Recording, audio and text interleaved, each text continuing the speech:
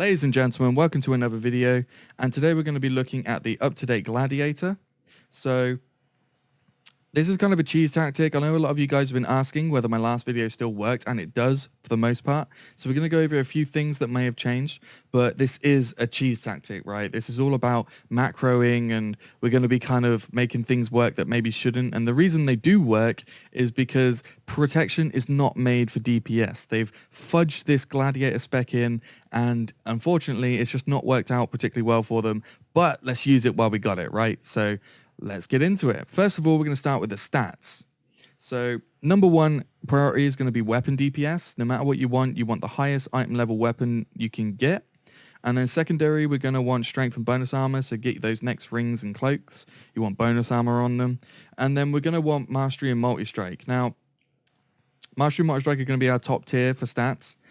So always try and get them if you can. However, if you cannot get mastery or multi-strike, you want crit or versatility.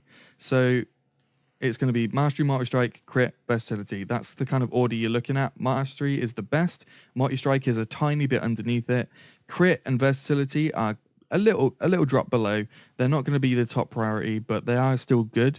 And then bottom of the barrel is going to be haste. We're not looking for haste at all. You want to avoid it at all costs. However, if you must have it, it's not a huge issue, but you know, try to avoid it as much as you can. However, for the legendary ring, you're still going to want to go with the DPS ring, not the tanking ring, and that's due to the proc and how it works, and you're still going to want to have the DPS proc, so just bear that in mind. So second of all, guys, we just want to go over the talents and the glyphs, so let's have a look at that. And these are going to be your basic standards, right? We're going to want double time, enrage regeneration. Unyielding strikes is necessary for this cheese build, and it's unfortunate because heavy repercussions does still work really well, but unfortunately heavy repercussions is very dependent on how you manage a shield charge, and in this cheese tactic we pretty much ignore any management of shield charge. We just let it do what it does, and we'll get to that later. But unyielding strikes is pivotal for this, so pick unyielding strikes. It will work beautifully for you, I promise. Then we're going to go Dragon Roar. Dragon Roar is generally better damage. It's always, and it ignores armor, does crit. Stormbolt is not so good because we haven't got a big two-hander or something like that. Vigilance is pretty standard. Just use it when you need to. It's a brilliant cooldown. Bloodbath, very good. However, you may want to pick Avatar sometimes on a boss like Socrathal when you know that ad comes up. You need to nuke it down ASAP. But generally, Bloodbath is very, very good for, you know, cleaving and all that sort of stuff. So Bloodbath's going to be standard. Avatar is, you know, usable in certain places, and you just need to pick and choose that. And of course we have Gladiator's Resolve. You know, not going to get very far without that. So let's take a look at some glyphs, shall we? We have Glyph of Cleave. This is going to be generally a default unless you're doing something like Zakoon when there really is no ads whatsoever. So Glyph of Cleave is very, very good for when there's more than one ad, more than one target rather. And Glyph of Unending Rage will be 100% in here. You're going to want the extra 20 rage. It's just needed. And from there, we can do quite a few things. You can maybe go Mocking Banner if you've got a fight with lots of ads. So you can put the Mocking Banner down and it will target, it will allow everything to attack another one of your tanks, perhaps if they've lost aggro or something. I don't know. All sorts of crazy stuff happens. If you've got lots and lots of ads but your tanks are fine, you can always go Resonating Power, which is going to give you lots more AoE damage. And then Rude Interruption, again, really good for fights like Socrathal where you're going to be interrupting quite a lot. So quite a lot we can do with our talents, and they work really, really well. Glyphs as well, rather. So just do what you think is right for the fight. You generally can't go wrong, and even if you are going wrong, after an attempt or two, you're going to go, oh, right, yeah, probably don't need that. So very self-explanatory. I'm sure you'll be fine. Okay, let's go over the rotation and AoE rotation as well, guys. So what we have right now, we have Devastate, we have Shield Slam, Revenge, Dragon Roar, and Execute. This is going to be your standard. Dragon Roar obviously may change depending on your talents. And let's look at these cheese macros that, you know, have become so well known on my channel and everyone seems to enjoy. Add-ons will not do that. So Devastate, what is it going to do? It's going to try and cast Shield Charge. So straight away, using Shield Charge, it's always going to be used because you're going to be spamming Devastate. Now, do not worry about using both charges of Shield Charge, because how they as people have pointed out in the past, no, they don't stack. You do not get 2 charges of shield charge. However, the duration does stack. So your shield charge will last double the duration if you use both at the same time. So don't worry about them both going off. It works fine. Don't worry at all. We're going to use bloodbath because, you know, it's our cooldown. We're going to be using blood fury because I'm an orc. If you have something different on your racial, that's fine. Just replace it. And we're going to be casting devastate, obviously, and we're going to be casting heroic strike. Demoralizing shout is you know, if you know how to use it and you know when to use it, please take it out because that's really good. You know, you can really help your team by using demoralizing shout at the correct time. However, if you're being super lazy, just shove it in here and it would be used every minute and you'll just passively every minute reduce damage. But it really is better to use it at the correct time. So if you do want to remove it, that's good. Do that. Revenge, we're going to want shield charge, bloodbath, revenge, shield charge. Now you can see a recurring pattern here, right? You're going to want to be using bloodbath when you can, shield charge when you can, and the ability, obviously. And then I put shield charge in twice just to be certain, just to make sure it goes off. Sometimes it can be a bit funny with the things, so with the macros. And again, the exact same thing for shield slam. So we have shield charge, bloodbath, shield slam, shield charge. So that's all there is, really. And what this allows you to do, you keep shield charge up 100% of the time that it's available. You're constantly using the correct abilities, and bloodbath is also going to be up 100%. So what you would usually do is you would manage your shield charge and you would fit in shield slams with it and things. But because of the way unyielding strikes works, having shield charge off cooldown as much as possible is actually better because we can spam those heroic strikes during shield charge and we can do so much damage with unyielding strike stacks. So it works really, really well.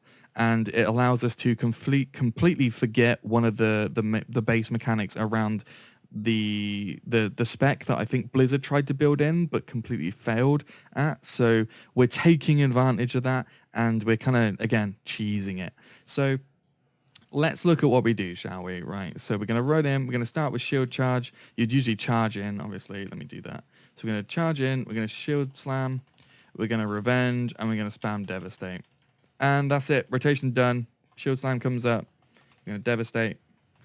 And, oh, we can use dragon roar because why not? Shield slam, revenge is up again.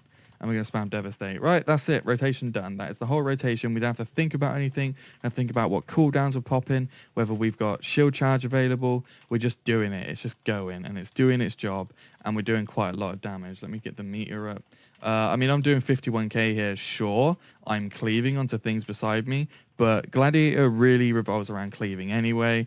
And, you know, I haven't even used any cooldowns. I haven't used, other than bloodbath, which goes off automatically, I've not used my ring. I've not used thunderclap, which is going to spread those bleeds even more. So it's pretty good damage just for pressing 3 buttons and occasionally dragon roar. And the only thing we're really going to change for AoE is we're going to press thunderclap every now and then. Use thunderclap on cooldown. If you have a really heavy AoE fight, you're going to want to take the thunderclap glyph. It's going to give you even more damage, and it's going to, you know, really help spread those dots. And what this does is this gives bleeds to everything. So now everything has deep wounds, and you're going to do a lot more damage AoE wise. So that's really all there is to it.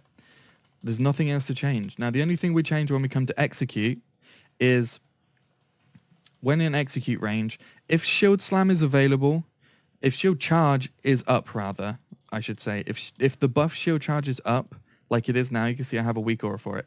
So this shield charge is up. What I would do is I would use my heroic strike devastate. When shield charge is down, between using my shield slam and my revenge, I want to use execute. Shield slam is up again. I want to go back to using heroic strike. That's all there is to it, because execute doesn't get any benefit from shield charge. So that's all there is to change. If shield charge is not up, if you do not have that buff, you press execute instead of devastate. And that's pretty much all there is to it. So right now I have shield charge up, so I would be using heroic strike or devastate. And that's the whole rotation, honestly. So I hope you got that. It should be pretty easy. I don't think there's a lot you can do wrong, but basically press the shiny button and you will win. It just does damage without even thinking. I mean, I'm doing 47k solid and I have literally like 0 gear. I'm just in DPS gear. I have no bonus armor stuff. I know my item level is pretty high, but I have no bonus item gear. I haven't got a particularly good weapon. It just does damage, and it works really well. So that's the rotation there, guys. Again, we're going to want devastate on just spamming in between pressing shield slam and revenge. You spam that. You use dragon roar when you're AoEing or just on cooldown, depending on the fight. And the only time you use execute is when your shield charge is not up and you're below 20%. That's the only time you're going to use execute. So we're going to go over a few things now. We're going to go over cooldowns and how we can manage them and what we can do with them, because we do have a lot of cooldowns, but they're very defensive cooldowns. So let's look at what we can do with them, shall we? If we have demoralizing shout. This is going to be really good. It reduces all enemies damage by 20% for 8 seconds. So if you've got a big AoE coming and you know it's coming, hit demoralizing shout. You've got an 8-second buffer on it. So if you think, oh, there's an ability coming in like 3 or 4 seconds, hit demoralizing shout. You can't go wrong. It's just going to do 20% less damage, and you save your healers and your team a whole bunch of damage. It's going to be fantastic. It is built into the devastate macro, but honestly, if you can do it manually, you really, really should. And if you can't do it manually, you should take some time to learn how to do it manually. You'll get a lot more benefit out of it. Mocking banner, not really any good for anyone, to be honest, unless you have the glyph. If you're doing a fight where your tanks are struggling to pick something up, or taunt's not worked for some reason, we do have that bug every now and then where he taunts but it just doesn't do anything. You can then drop that. You can drop that mocking banner, target the character that's supposed to be tanking right now, drop the mocking banner, he suddenly gets aggro, everything is good. So very, very useful. Shield barrier can also be useful if, say, for example, you're running away from something, you know you're going to be taking damage in a minute. Just use your rage up, pop shield barrier. You're not going to hurt anyone, and you're going to do less damage to yourself. Also, as well, you can pop yourself into defensive stance. Oh no, you can't actually. Apologies, because Gladiator. So instead of popping defensive stance, you're going to be popping shield barrier instead, or you can pop shield wall. Again, 40% reduced damage taken. You can use vigilance on your other tanks when they need it, or if someone needs to be saved. You know, make sure you're using all these cooldowns. They're going to make a huge difference to your team and how your fight goes. If you're using vigilance at the correct time on your tanks, it could be the difference between them dying and them staying alive, and in turn that could be the difference between you killing a boss and you wiping. So, you know, make sure you're using all your cooldowns correctly. And sometimes you're probably going to need to double things up. So shield barrier and then rage regeneration is 9 times out of 10 going to guarantee you stay alive between something. So yeah, if you're dropping the void things on council, and you know, you're going to want to hit yourself a shield barrier and make sure you don't take all that damage while you're running out of it.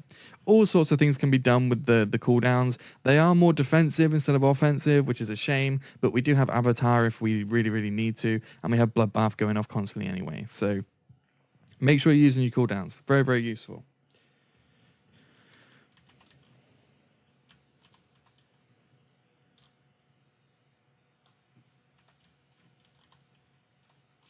And okay, guys, that's about it. That's all there really is to it. So we're going to go through one big sweep on it. We got our stats. We have weapon DPS. We're going to be going strength and bonus armor, mastery and multi-strike if we can, crit and versatility is like our secondary stat, and then we want to avoid haste at all costs. We're going to be looking at talents and glyphs. We're going to want to be looking something like this. We're going to be wanting taking cleave, unending rage, double time, regen, unyielding strikes, dragon roar, bloodbath, you know, all that good stuff. To always take vigilance. Rotation is basically a spam rotation. We're cheesing it. We're going to be spamming devastate, using shield slam and revenge on cooldown, and then, you know, just spamming all the buttons, just getting a repetitive strain injury all day, every day.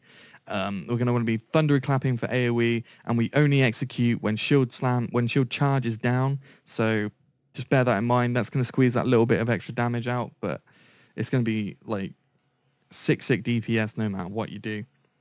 And cooldown management. Manage your cooldowns. Get used to pressing them. Make extra keybinds for them if you need to. Just make sure you're using those cooldowns correctly and when you absolutely must, because they're going to make a huge difference to your team, and it's going to be a difference between kills and non-kills sometimes. So, guys, thank you very much. I'm going to put the macros below in the doobly-doo thing. Can't remember what it's called. Whatever. Just enjoy playing Gladiator because it got buffed recently. It's going to be great. And have fun is the big part. So guys, I shall see you next time. Take care.